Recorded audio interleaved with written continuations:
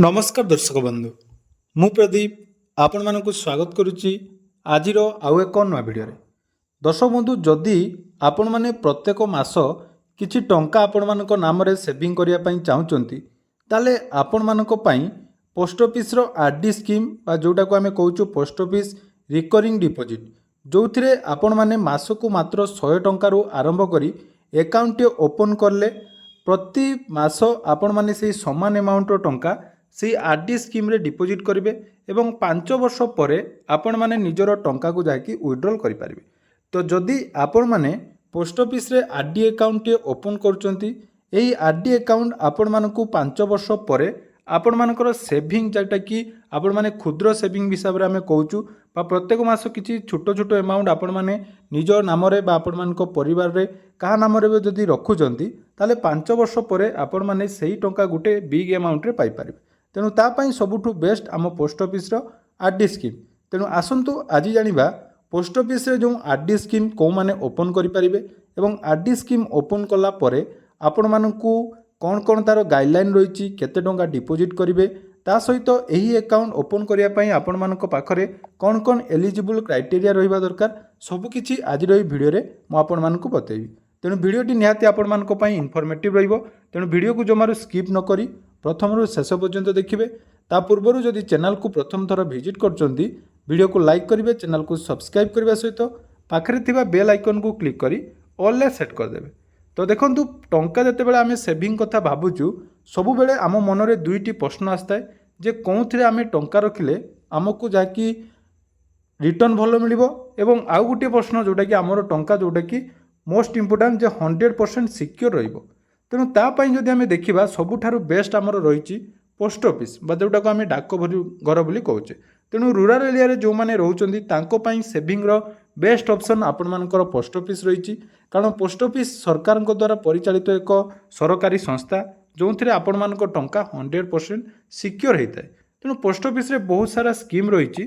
जदि आपण माने मासकु गुटे फिक्स अमाउंट टंका डिपॉजिट करने सेविंग करने चाहते ताले आपण मानक पई पोस्ट ऑफिस रो आरडी अकाउंट बा जोटा कि आम रिकरिंग डिपॉजिट बोली कहूँ सही अकाउंट बेस्ट रही। तेणु आसतु जानिबा आरडी अकाउंट रो किछि विशेषत्व को माने अकाउंट खोलिबे एवं एथिरे आपण माने केते टंका मासकु जमा कले केते टंका पाइबे। सर्वप्रथमे देखंतु जोटा कि आमर रही पोस्ट ऑफिस सेविंग अकाउंट। तो सही पोस्ट ऑफिस रो सेविंग स्कीम मानक मध्यरु आरडी गुटे अन्यतम। एथिरे देखंतु वार्षिक आपण मानकु 6.7% रो जाकि इंटरेस्ट मिलुची एवं एई जो टंका बा आपण माने आरडी स्कीम ओपन करचंदी मिनिमम 100 टंका रु प्रत्येक मास डिपॉजिट करी मैक्सिमम आपण माने 10 रो मल्टीपल हिसाब रे जेते टंका पारिबे निज हिसाब रे जाकि अकाउंट ओपन करिवे। तेणु या पई एलिजिबल क्राइटेरिया जदि आमे देखिबा को माने आरडी स्कीम रे अकाउंट ओपन करि पारिबे। आरडी स्कीम रे अकाउंट ओपन करिया पई हेले आम भारतर जेकोसी 18 वर्ष ऊर्ध्व जोटा कि आम अडल्ट बोली कहूँ तो सेमाने जाकि पोस्ट ऑफिस रे आरडी अकाउंट खोली पारिबे। एथिरे मध्य आपण मानकर जॉइंट अकाउंट रो सुविधा अछि।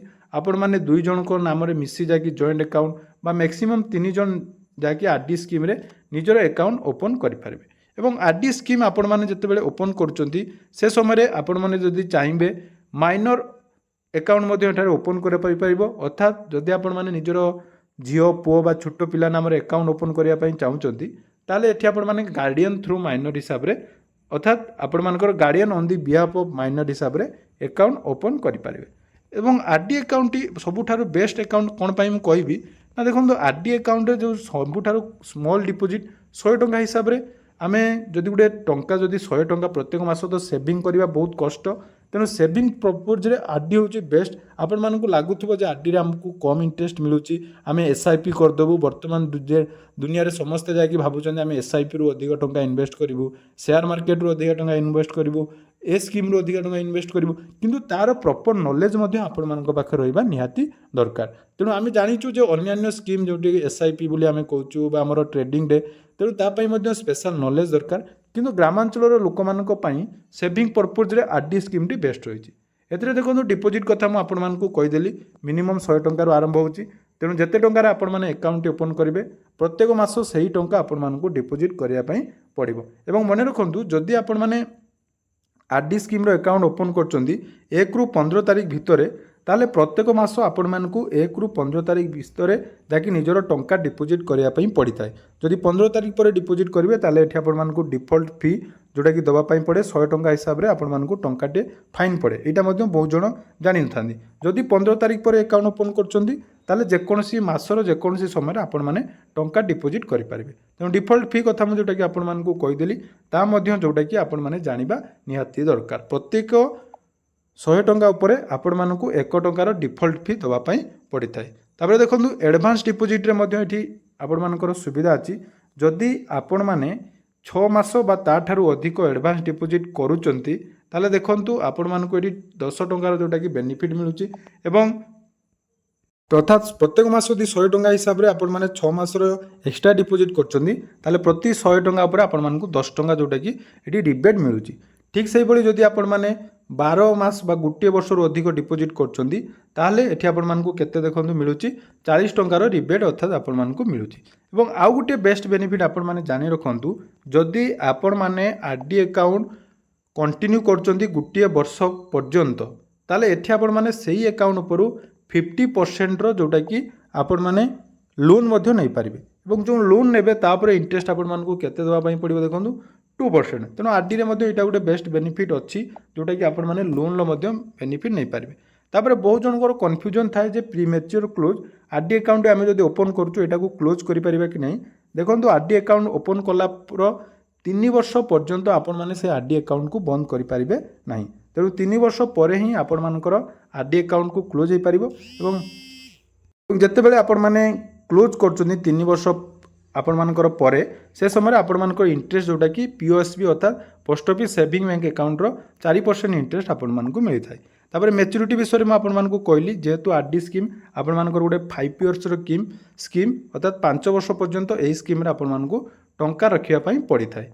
एवं एथिरे देखंतु डेथ ऑफ अकाउंट होल्डर अर्थात अकाउंट होल्डर को जदि डेथ हे गला तांकर नॉमिनी जे रहिचंदी तांकु जायकि जति जमा राशि हेतिबो तार इंटरेस्ट सहित आपण माने अकाउंटिंग मध्ये क्लोज करि पारिबे। एटा हला आरडी स्कीम रो डिटेल्स। तेणु आरडी अकाउंट ओपन करिया पई हेले आपण मानकर डॉक्यूमेंट हिसाब रे आधार कार्ड 2 रे रहिची पैन कार्ड एवं 3 नंबर आपण मानकर 3टी पासपोर्ट साइज रो फोटो नै आपण माने पोस्ट ऑफिस रे आरडी स्कीम ओपन करि पारिबे। एवं एहा मध्ये वर्तमान ऑनलाइन ले डिपोजिट हे पारुची जोटा कि आपण माने आईपीएबी रो ऑफिशियल ऐप जोटा कि रही आईपीएबी मोबाइल बैंकिंग माध्यम रे आरडी स्कीम रो डिपोजिट मध्ये आपण माने ऑनलाइन ले करि पारिबे।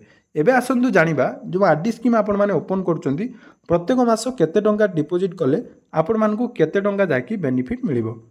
तो देखि पारथुबे एटा रही हमर इंटरेस्ट कैलकुलेटर जोटा कि आरडी स्कीम रे पई हमें व्यवहार करूछु। तेनो एटा पोस्ट ऑफिस रो जोटा कि ऑफिशियल ऐप। तो ये देखो 100 टंका अर्थात 100 टंका जदि आपण माने प्रत्येक वर्ष रखुचंदी आरडी स्कीम रे 5 वर्ष रे आपण माने टोटल डिपोजिट 6000 टंका उपरे आपण मानकु जाकी इंटरेस्ट देखो मिलुची 1137 टंका जोटा कि आपण माने मैच्योरिटी 7137 टंका पाइबे।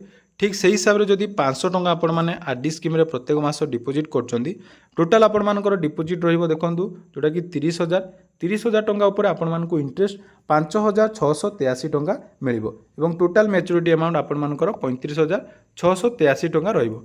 ठीक से हिसाब रे जदि आमे प्रत्येक मास 1000 टंका रखिबु ताले तार कैलकुलेशन मध्ये आपण माने देखंतु 11366 टंका आपण माने 5 वर्ष परे इंटरेस्ट पाइबे।